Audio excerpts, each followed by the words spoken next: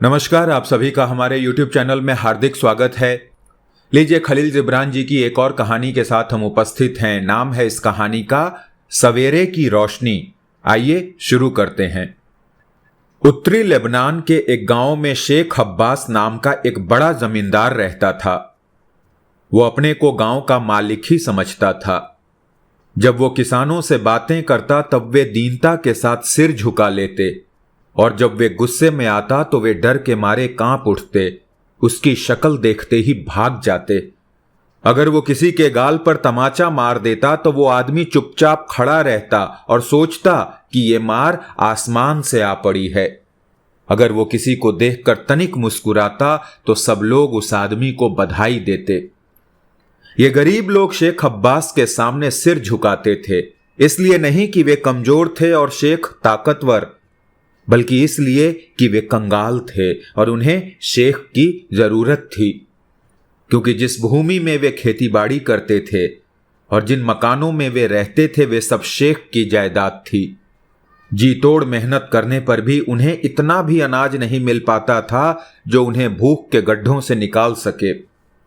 अधिकतर किसान तो जाड़ा बीतने से पहले ही रोटी तक को मोहताज हो जाते थे और एक एक करके शेख के पास जाकर रोना धोना शुरू कर देते ताकि उससे 1 दिनार या गेहूं की एक टोकरी कर्ज मिल सके। शेख उनकी मांग को खुशी से मंजूर कर लेता, क्योंकि वो जानता था कि फसल के समय 1 दिनार और गेहूं की 1 टोकरी की 2 टोकरियां बन जाएंगी। इस तरह वे शेख अब्बास के कर्ज के नीचे दबे हुए थे। जाड़े का मौसम आया, बर्फ गिरने लगी। देहात के लोग शेख अब्बास के गोदामों को अनाज से और मटकों को अंगूर के रस से भरकर घरों में बैठ गए। रात हो गई थी। तूफानी हवा बर्फ से लदे बड़े बड़े पहाड़ों से बर्फ को उड़ा उड़ा कर नीचे फेंकने लगी। इस भयानक रात में 22 बरस का एक नवयुवक कजहिया के गिरजाघर से कठिन रास्ता पार करके शेख अब्बास के गांव को जा रहा था।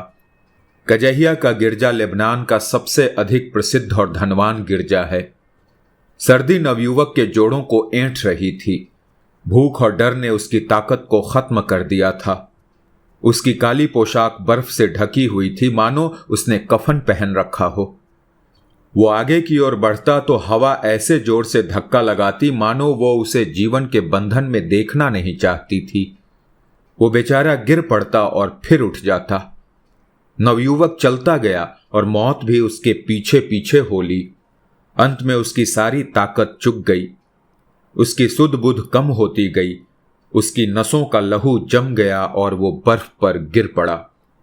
उसके शरीर में जीवन का केवल एक ही निशान बाकी था, वो था उसका रह रहकर चिल्लाना।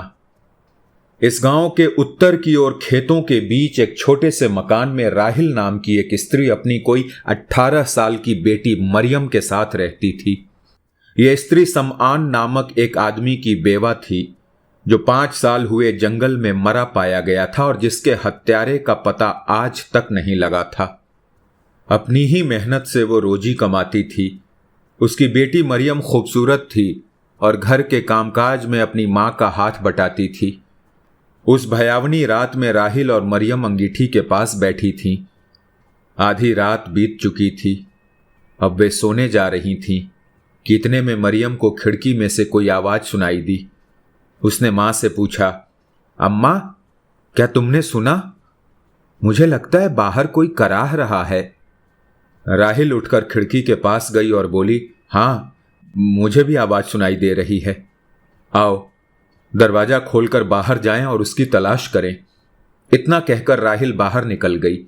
मरियम दरवाजे के पास ही खड़ी रही। राहिल थोड़ी दूर गई होगी कि इतने में उसने अपने सामने एक आदमी को बर्फ पर बेहोश पड़ा पाया। उसने आगे बढ़कर उसके कपड़ों से बर्फ को झाड़ा और उसका सिर अपनी गोद में रहकर वो उसकी नाड़ी और दिल की धड़कन देखने लगी। फिर उसने जोर से आवाज दी। मरियम घर से निकली और डर तथा जाड़े से कांपती हुई उस स्थान पर पहुंच गई। दोनों ने नौजवान को उठा लिया और उसे लेकर मकान पर पहुंच गईं। उन्होंने उस युवक को अंगीठी के पास लिटा दिया। मां उसके हाथ पांव मलने लगी और बेटी अपने कपड़ों से उसके भीगे हुए बालों को पोंछने लगी। कुछ मिनट में उस युवक के शरीर में हरकत हुई और उसकी आंखों में जान आ गई। मरियम ने उसके गीले जूते और भीगा लबादा उतारते हुए कहा, देखो मां, इसकी पोशाक जोगियों की सी है। राहिल ने अंगीठी में सूखी लकड़ी डालते हुए कहा, अजीब बात है, ऐसी भयावनी रात में तो जोगी या पादरी मठ से नहीं निकला करते। इस दुखी आदमी को किस बात ने मजबूर किया होगा कि वो अपनी जान खतरे में डाले। लड़की बोली, लेकिन इसके दाढ़ी तो नहीं है, जोगियों के तो घनी दाढ़ी होती है। मां बोली, बेटी, इसके पांव मलो। इसके बाद मरियम पास वाली कोठरी में से एक प्याले में थोड़ी सी शराब लाई और उस युवक को पिलाई। तब उस युवक ने उसकी तरफ देखकर कहा, भगवान तुम्हारा भला करे। फिर राहिल 2 रोटियां एक रकाबी में रखकर लाई और युवक के पास बैठकर उसके मुंह में इस तरह कौर देने लगी जैसे मां अपने बेटे को खिलाती है। जब वो काफी खा चुका तो बोला, आदमी के हाथों ने मुझे इस हालत में डाला और आदमी के ही हाथों ने मुझे बर्बादी से बचा लिया। राहिल ने ममता भरी आवाज में पूछा, ए भाई, तुम पर ऐसी क्या गुजरी कि जिससे तुम्हें इस भयावनी रात में जोगियों के मठ को छोड़ना पड़ा? नौजवान ने आह भरकर कहा, मैं मठ से जबरदस्ती निकाल दिया गया। राहिल ने डरी आवाज में पूछा, निकाल दिया गया? हाँ, मुझे मठ से निकाल दिया गया क्योंकि मुझे दुखियों और गरीबों का माल खाने से नफरत हो गई थी। तब राहिल ने प्यार से पूछा, ए भाई, तुम्हारे मां बाप कहां हैं?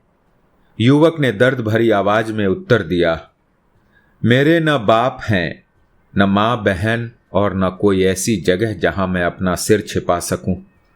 नौजवान ने अपना सिर उठाया और कहना शुरू किया, 7 साल की उम्र में ही मेरे माँ बाप गुजर गए थे। गांव का पादरी मुझे कजहिया के मठ में ले गया। वहां मुझे गायों का चरवाहा बनाया गया। जब मैं 15 बरस का हुआ तब उन्होंने मुझे ये मोटी और काली पोशाक पहना दी और कहा, भगवान की कसम खाकर अहद करो कि तुम अपने आप को गरीब, हुक्म मानने और संयम के लिए न्यौछावर कर दोगे। उनके कहने का मतलब ध्यान में आने से पहले ही मैंने उनके शब्दों को दोहराया। मेरा नाम खलील था और जब मैं जोगी बना तब उन्होंने मेरा नाम बिरादर मुबारक रख दिया। मगर उन्होंने मुझे अपना भाई न बनाया। वे बड़े अच्छे अच्छे खाने खाते थे, मगर मुझे सूखी रोटियां और बासी सब्जी खिलाते थे। मुझे ये बुरा लगता था और मैं उस पर सोचता था। आखिर एक दिन हिम्मत करके मैं मठ के जोगियों के पास गया और बोला, हम गरीबों और दुखियों के दान से फायदा क्यों उठाते हैं? हम बेकार बैठकर क्यों ऐश उड़ाते हैं? आओ, इस मठ की ये बड़ी खेती उन गरीब देहातियों में बांट दें और उनका जो माल हम उनसे ले चुके हैं उनकी जेबों में डाल दें। हम उन कमजोर लोगों की सेवा करें जिन्होंने हमें ताकतवर बनाया और उन गांवों की तरक्की करें जिनके दान ने हमें धनवान बना दिया है। जब मेरी बात खत्म हुई तो जोगियों में से एक आगे बढ़ा और दांत पीस कर बोला, ए मरियल आदमी, तेरी इतनी जुर्रत? फिर दूसरा बोला, शैतान, तू अभी इसका नतीजा भुगतेगा। इसके बाद उन्होंने बड़े पादरी से शिकायत की। उसने मुझे बुलाकर 1 माह तक जेल खाने में रखने का हुक्म दिया। 1 महीना मैं उस कब्र में पड़ा रहा जहां मुझे रोशनी भी दिखाई नहीं दी। महीना बीत गया। मैं जेल खाने से बाहर निकला, मगर वहां की तकलीफें मेरी हिम्मत को पस्त नहीं कर सकीं। आज शाम को मैंने उन लोगों को इंजील से ये फिक्रे पढ़कर सुनाए। उसने एक समूह से जो उसका यकीन पाने के लिए निकला था कहा, ऐ सांप की औलादों, आने वाली आफत से डरो और संयम का मीठा फल पैदा करो। तुम अपने दिलों में कहते हो कि हम हजरत इब्राहिम की औलाद हैं, लेकिन मैं तुमसे कहता हूं कि भगवान इस पत्थर से भी इब्राहिम की संतान पैदा कर सकता है। और अब कुल्हाड़ी पेड़ की जड़ काट चुका है और जो पेड़ अच्छे फल नहीं देता उसे आग में जला दिया जाता है। लोगों ने पूछा, अब हम क्या करें? उसने उत्तर दिया, जिसके पास कपड़े हैं वो उन्हें उस आदमी को दे दो जिसके पास नहीं है, और जिसके पास खाना है वो उसे दे दो जो भूखा है। मेरे होठों से इन शब्दों का निकलना था कि एक ने मेरे मुंह पे बड़े जोर से तमाचा मारा, दूसरे ने मुझे पांव से ठोकरें मारी, तीसरे ने मेरे हाथ से इंजील छीन ली, चौथे ने बड़े पादरी को बुलाया। बड़ा पादरी जल्दी से आया और जब उसने सारी बातें सुनी तो उसकी आंखें लाल हो गईं। वो गुस्से से कांपने लगा और गरजती हुई आवाज में बोला, इस बदमाश जोगी को पकड़ लो और मठ से निकाल दो, ताकि बाहर की आफतें इसे अच्छा सबक सिखा दें। जोगियों ने तुरंत मुझे पकड़ लिया और मुझे मठ से बाहर धकेल दिया। इस तरह जोगियों और पादरियों ने मुझे मौत के मुंह में दे दिया, मगर बर्फ और आंधी के पीछे एक ताकत ने मेरी पुकार को सुना और आपको मेरे पास भेजा ताकि आप मुझे मरने से बचा लें। खलील की कहानी सुनकर राहिल बोली, भगवान जिसे सच्चाई के रास्ते में मदद देता है उसे न जुल्म खत्म कर सकते हैं, न आंधी और न तूफान मार सकते हैं। मरियम ने आह भरकर कहा, आंधी और तूफान फूलों को बर्बाद कर सकते हैं लेकिन बीज नहीं मर सकते। इस हमदर्दी से खलील का पीला चेहरा चमक उठा। कुछ ही मिनटों में उसकी आंखें मूंद गईं और वो इस तरह सो गया जैसे बच्चा मां का दूध पीकर सो जाता है। राहिल और मरियम भी अपने अपने बिस्तरों पर जाकर सो गईं। 2 हफ्ते बीत गए। खलील ने 3 बार कोशिश की कि वो समुद्र के किनारे की राह ले, मगर राहिल ने प्यार से उसे रोककर कहा, देखो भाई, तुम अब कहीं मत जाओ, यहीं रहो, क्योंकि जो रोटियां 2 आदमियों का पेट भरती हैं वे 3 के लिए काफी होती हैं। भैया, हम गरीब जरूर हैं मगर भगवान की दुआ से उसी तरह जीते हैं जैसे दूसरे आदमी। मरियम भी अपनी खामोश आहों से अपना प्यार जाहिर करती थी।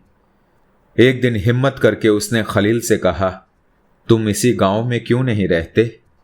क्या यहां की जिंदगी दूर दूर के उजाड़ परदेश से अच्छी नहीं है?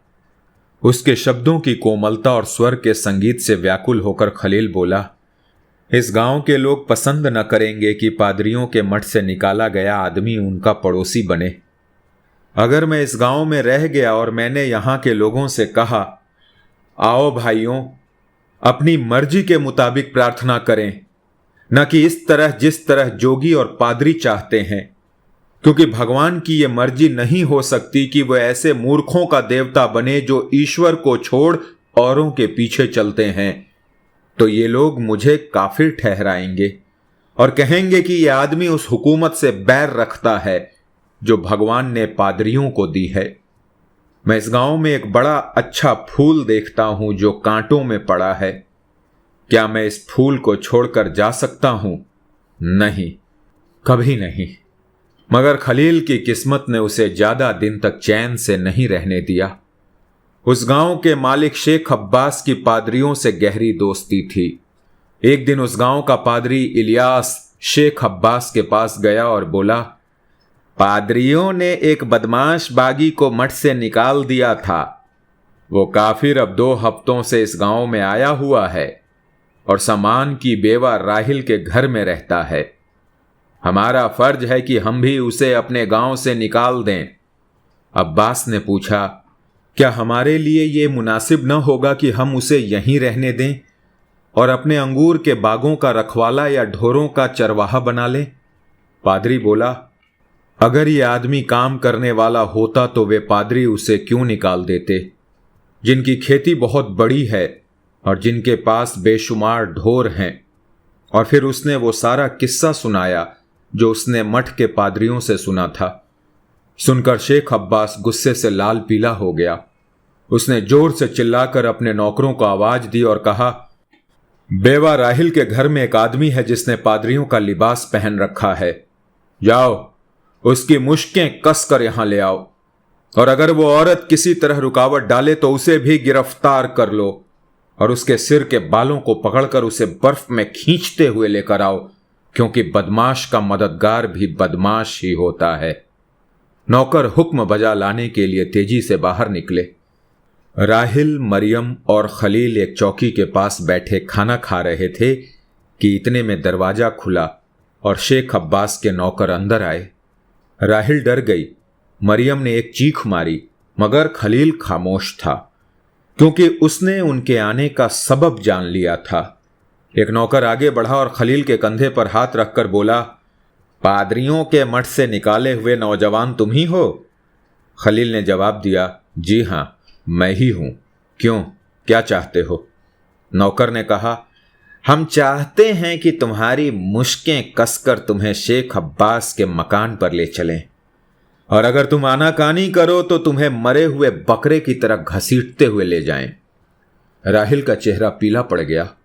उसने कांपती हुई आवाज में पूछा, इसका क्या कसूर है जिसकी वजह से शेख अब्बास ने इसे बुलाया है? नौकर मारे गुस्से के चिल्ला उठा, क्या इस गांव में कोई ऐसी औरत भी हो सकती है जो शेख की इच्छा के खिलाफ जाए? यह कहकर उसने खलील की मुश्कें कसने को एक मोटी रस्सी निकाली। खलील उठकर खड़ा हो गया। उसके होठों पर मुस्कुराहट थी। उसने उन नौकरों से कहा, दोस्तों, मुझे तुम्हारी हालत पर तरस आता है। तुम एक जबरदस्त आदमी के हाथ में बंधे औजार की तरह हो। वो तुम पर जुल्म करता है और तुम्हारे हाथों से कमजोरों को बर्बाद कराता है। तुम्हारी लाचारी पर मुझे दुख है। आओ, मेरी मुश्कें कस लो और जो जी में आए करो। नौकर ने ये बातें सुनी तो उनकी आंखें पथरा गईं, मगर फौरन उन्हें याद आया कि वे किस काम के लिए यहां आए हैं। आगे बढ़कर उन्होंने खलील की मुश्कें कस लीं और उसे पकड़े हुए चुपचाप बाहर निकले। राहिल और मरियम भी उनके पीछे पीछे चल दी, उसी तरह जिस तरह यरूशलेम की लड़कियां हजरत ईसा मसीह के पीछे हो ली थीं जबकि उन्हें क्रूस पर लटकाने के लिए ले जाया जा रहा था। देहात में छोटी बड़ी खबरें बहुत जल्दी फैल जाती हैं। शेख अब्बास के आदमियों ने ज्यों ही खलील को गिरफ्तार किया, यह खबर गांव के लोगों में छूत की बीमारी की तरह फैल गई। वे अपने अपने मकान छोड़कर बिखरे हुए सिपाहियों की तरह हर तरफ से तेजी के साथ भागे, और जैसे ही नवयुवक को शेख के मकान में लाया गया, वो बड़ा घर स्त्रियों, पुरुषों और बच्चों से भर गया। सब के सब उस काफिर की ओर आश्चर्य से देख रहे थे जिसे पादरियों ने मठ से निकाल दिया था। शेख अब्बास एक ऊंची गद्दी पर विराजमान था और उसके पास पादरी इलियास बैठा था। सामने किसान व नौकर चाकर खड़े थे। बीच में खलील, जिसकी मुश्कें कसी हुई थीं, इस तरह अकड़ कर खड़ा था जैसे गड्ढों के बीच में ऊंचा टीला। शेख अब्बास ने खलील की ओर देखकर पूछा, ऐ शख्स, तेरा नाम क्या है? खलील ने उत्तर दिया, मुझे खलील कहते हैं। शेख ने पूछा, तुम्हारा खानदान कौन सा है और तुम कहां के रहने वाले हो? खलील ने उन किसानों की ओर देखा जो उसकी तरफ नफरत से देख रहे थे और कहा, ये दुखी गरीब लोग ही मेरा खानदान है और ये ही फैले हुए गांव मेरी मातृभूमि है। शेख अब्बास मुस्कुराया और बोला, तुम जिन लोगों के साथ अपना रिश्ता जोड़ते हो वे तुम्हें सजा दिलाना चाहते हैं, और जिन गांवों को तुम अपनी मातृभूमि बताते हो वे नहीं चाहते कि तुम यहां चैन से रहो। खलील ने व्याकुल होकर उत्तर दिया, ना समझ जातियां अपने शीलवान बेटों को पकड़कर जुल्म करने वालों की बेरहमी के हवाले कर देती हैं। बेइज्जती तथा दुर्दशा के गड्ढों में फंसे हुए गांव अपने प्यारे बेटों पर जुल्म करते हैं। ये दीन दुखी लोग जिन्होंने आज मुझे रस्सी से जकड़कर तुम्हारे हवाले किया है, कल अपनी गर्दनें तुम्हारे हवाले कर चुके हैं। शेख ने जोर से ठहाका मारकर कहा, क्या तुम पादरियों के मठ में चरवाहे नहीं थे? तो फिर तुमने ढोरों को क्यों छोड़ दिया? तुम वहां से क्यों निकाले गए? खलील ने उत्तर दिया, मैं चरवाहा था, कसाई नहीं। मैं ढोरों को हरी भरी चारागाहों में ले जाता था, सूखे पहाड़ों पर नहीं। अगर हम इन गरीब आदमियों के साथ ऐसा ही सुलूक करते तो तुम आज इन शानदार महलों के मालिक न होते और ये बेचारे अपने अंधेरे झोपड़ी में भूखों न मरते। शेख के माथे पर ठंडे पसीने की बूंदें चमकने लगीं, लेकिन जल्दी ही वो संभल गया और उसने हाथ फैलाकर कहा, तुम्हारी मुश्कें कसवा कर तुम्हें यहां इसलिए नहीं मंगाया गया कि तुम्हारी वाहियात बातें सुने, बल्कि इसलिए कि एक बदमाश अपराधी की तरह तुम्हारी जांच की जाए। तुम पर जो जुर्म लगाए गए हैं उनके बारे में तुम अपनी सफाई पेश करो या हमारे सामने झुककर दया की प्रार्थना करो। हम तुम्हें माफ कर देंगे और उसी तरह गायों का चरवाहा बना देंगे जिस तरह तुम पादरियों के मठ में थे। खलील ने लापरवाही से जवाब दिया, अपराधी का इंसाफ अपराधी नहीं किया करते और बदमाश काफिर अपनी सफाई दोषियों के सामने पेश नहीं किया करते।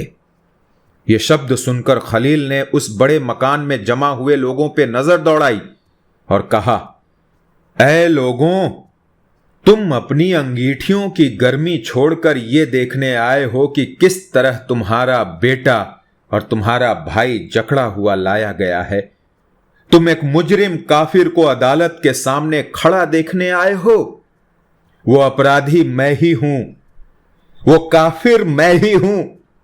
तुम मेरी दलील सुनो और मेरे साथ रहम न करो बल्कि इंसाफ करो, क्योंकि दया कमजोर और अपराधी लोगों के लिए होती है। बेकसूर आदमी तो इंसाफ चाहता है। मैं तुम्हारे इंसाफ के फैसले को स्वीकार करता हूं, क्योंकि जनता की इच्छा भगवान की इच्छा होती है। अपने दिलों को खोलो और मेरी बातों को सुनो, फिर तुम्हारा विवेक जैसा कहे वैसा न्याय करो। और ऐ मर्दों, मेरा जुर्म यह है कि मैं तुम्हारी बर्बादी की जानकारी और तुम्हारी गुलामी को महसूस करता हूं। और ऐ नारियों, मेरा गुनाह यह है कि मेरे दिल में तुम्हारे लिए और तुम्हारे बच्चों के लिए हमदर्दी भरी है। मित्रों, मैं तुम में से ही एक हूं। मैंने मठ में यह देखा कि तुम लोग अपने खेतों में बकरियों के उस रेवड़ की तरह हो जिसके पीछे भेड़िया जा रहा है।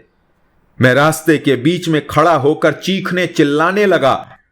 इस पर भेड़ियों ने मुझ पर हमला करके मुझे दूर भगा दिया, ताकि मेरे शोरगुल से बकरियां भेड़ियों को रात के अंधेरे में अकेला छोड़कर इधर उधर भाग न जाएं। तुमने सुना है कि अल्लाह ताला ने हजरत आदम से कहा था कि मेहनत करके रोटी कमाओ। फिर शेख अब्बास वो रोटी क्यों खाता है जिसमें तुम्हारे माथे का पसीना मिला हुआ है? तुम बहुत बड़े और आलीशान महल बनाते हो, लेकिन तुम्हारे रहने के लिए झोपड़ी के सिवाय कुछ नहीं। क्या तुमने ईसा मसीह का वो वचन सुना है जो उन्होंने अपने प्रिय शिष्यों से कहा था, जो कुछ दो मुफ्त दो, जो कुछ लो मुफ्त लो, घरों में सोना चांदी और तांबा जमा न करो। फिर ये पादरी और जोगी किस शिक्षा के अनुसार अपनी प्रार्थनाओं को सोने चांदी के बदले में बेचते हैं? खलील का चेहरा चमक उठा। उसने जान लिया कि सुनने वालों के हृदय में उनकी आत्मा जग रही है। उसकी आवाज पहले से ज्यादा ऊंची हो गई। वो कहने लगा, मेरे भाइयों, तुम ईश्वर के बेटे होकर यह कैसे कबूल करते हो कि आदमी की गुलामी मंजूर की जाए? ईसा मसीह ने तुम्हें भाई कहकर पुकारा था, फिर तुम अपने को शेख अब्बास के गुलाम क्यों कहलाते हो? आज तुमने जो बातें मुझसे सुनी, उन्हीं बातों के सबब से गिरजा का पादरी मुझे सूली पे चढ़ा दे तो तुम्हें खुशी ही होगी। खलील की बातों ने लोगों के दिलों पर जादू का सा असर किया। उनकी आंखों से पर्दे इस तरह हट गए जैसे एक अंधा आदमी अचानक देखने लग जाए। मगर शेख अब्बास और पादरी इलियास गुस्से के मारे कांप रहे थे। वे चाहते थे कि खलील को चुप करा दें, पर ऐसा कर नहीं सकते थे। आखिर शेख अब्बास खड़ा हो गया। उसने त्योरी चढ़ाकर कठोर आवाज में लोगों से कहा, तुम्हें हो क्या गया है? क्या तुम सुन नहीं रहे हो? क्या तुम्हारे शरीर सुन्न हो गए हैं कि तुम इस काफिर को पकड़ने लायक नहीं रहे? इतना कहकर शेख ने तलवार खींच ली और खलील की ओर झपटा ताकि उस पर वार करे। मगर इतने में वहां जमा हुए लोगों में से एक ताकतवर आदमी आगे बढ़ा और बोला, ऐ सरदार, अपनी तलवार को म्यान में डालो, वरना तलवार का बदला तलवार से लिया जाएगा। शेख कांपने लगा। उसके हाथ से तलवार गिर गई। उसने चिल्लाकर कहा, क्या एक कमजोर नौकर ईश्वर के समान अपने मालिक को रोक सकता है? उस आदमी ने जवाब दिया, ईमानदार नौकर बदमाशी और जुल्म में अपने मालिक का मददगार नहीं होता। अब राहिल को भी बोलने की हिम्मत हो गई। वो आगे बढ़ी और बोली, इस आदमी ने अपनी बातों से हमारा ही दिल खोल कर रख दिया है। इसीलिए अब जो आदमी बदमाशी करेगा वो सबका दुश्मन होगा। शेख ने दांत पीसते हुए कहा, तू भी विद्रोह करती है ऐ औरत? क्या तू भूल गई कि आज से 5 बरस पहले जब तेरे शौहर ने मुझसे बगावत की थी तो उसका क्या नतीजा हुआ था? यह सुनकर राहिल को बहुत गुस्सा आया। गुस्से के मारे वो कांपने लगी। उसने लोगों की तरफ देखकर फरियाद की, सुन रहे हैं आप? यह हत्यारा गुस्से में आकर अपने गुनाह को कबूल कर रहा है। मेरे पति के हत्यारे का पता उस वक्त नहीं चल सका क्योंकि वो तो दीवारों के पीछे छिपा हुआ था। भगवान ने अचानक हमें यह हत्यारा दिखा दिया जिसने मुझे बेवा बनाया। राहिल की इस बात से उस कमरे में सन्नाटा सा छा गया। इतने में पादरी इलियास उठा और उसने कांपती हुई आवाज में नौकरों को हुक्म दिया, इस औरत को गिरफ्तार कर लो जो तुम्हारे मालिक पर झूठा इल्जाम लगा रही है, और इसे काफिर खलील के साथ कैदखाने में डाल दो। और जो आदमी ऐसा करने से तुम्हें रोकेगा वो भी इनके अपराध में शामिल समझा जाएगा और उनकी तरह उसे भी पाक गिरजा से निकाल दिया जाएगा। लेकिन नौकर चुप रहे।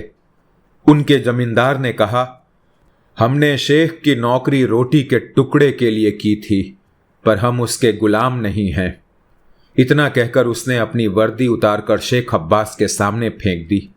दूसरे नौकरों ने भी वैसा ही किया और कहा, अब हम इस खूनी आदमी की नौकरी नहीं कर सकते। पादरी इलियास ने जब यह हालत देखी तो वो समझ गया कि झूठी ताकत का जादू टूट चुका है। इसीलिए वो उस घड़ी को कोसता हुआ मकान से बाहर चला गया जब खलील उस गांव में आया था। इसी समय एक आदमी आगे बढ़ा और उसने खलील की मुश्कें खोल दी और शेख अब्बास की ओर देखकर, जो कुर्सी पर पत्थर की तरह चुपचाप बैठा था, बोला, इस नवयुवक ने हमारे अंधेरे दिलों को रोशन कर दिया है और इस बेवा ने हम पर ऐसा राज जाहिर किया जो 5 साल से छिपा हुआ था। हम तुम्हें तुम्हारे हाल पर छोड़ते हैं, कुदरत खुद तुमसे बदला लेगी। अचानक स्त्रियों और पुरुषों की यह आवाज उस बड़े मकान में गूंज उठी, आओ हम इस मकान से भाग चलें जिसकी दीवारों पर पाप और बुराइयां लिखी हुई हैं।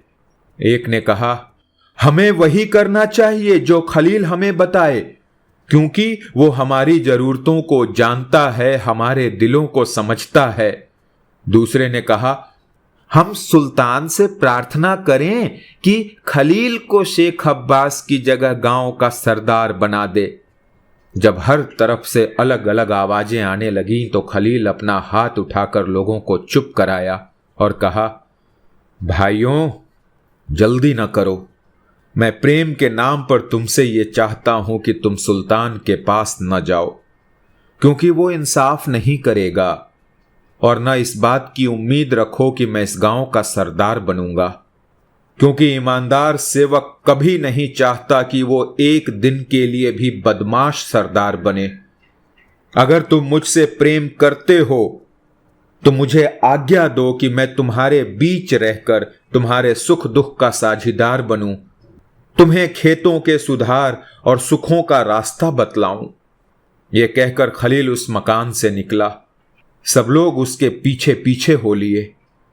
जब वे गिरजा के पास पहुंचे तो खलील एक पैगंबर की तरह वहां ठहर गया और लोगों से बोला, भाइयों आज रात हम अब्बास के घर पर इसलिए इकट्ठे हुए थे कि सुबह की रोशनी को देखें।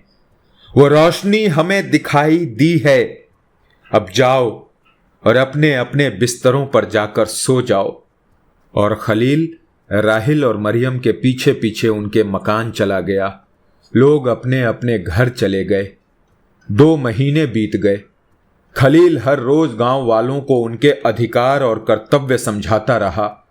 गांव वाले उसकी बातें सुनकर सुख अनुभव करते, खुशी खुशी अपनी खेती बाड़ी का काम करते। इधर शेख अब्बास कुछ पागल सा हो गया। वो अपने मकान में इस तरह घूमता फिरता था जैसे पिंजरे के अंदर चीता। आखिर एक दिन वो मर गया। किसानों में उसकी मृत्यु के कारणों के संबंध में मतभेद था। कुछ कहते थे कि उसका दिमाग फिर गया था, कुछ का ख्याल था कि उसने जिंदगी से मायूस और दुखी होकर जहर खा लिया। मगर जो स्त्रियां उसकी पत्नी को सांत्वना देने के लिए जाती थीं, वे वापस आकर बताती थीं कि शेख डर के मारे मर गया, क्योंकि राहिल का मृत पति समान आधी रात के समय खून में सने हुए कपड़ों में उसे दिखाई देता था।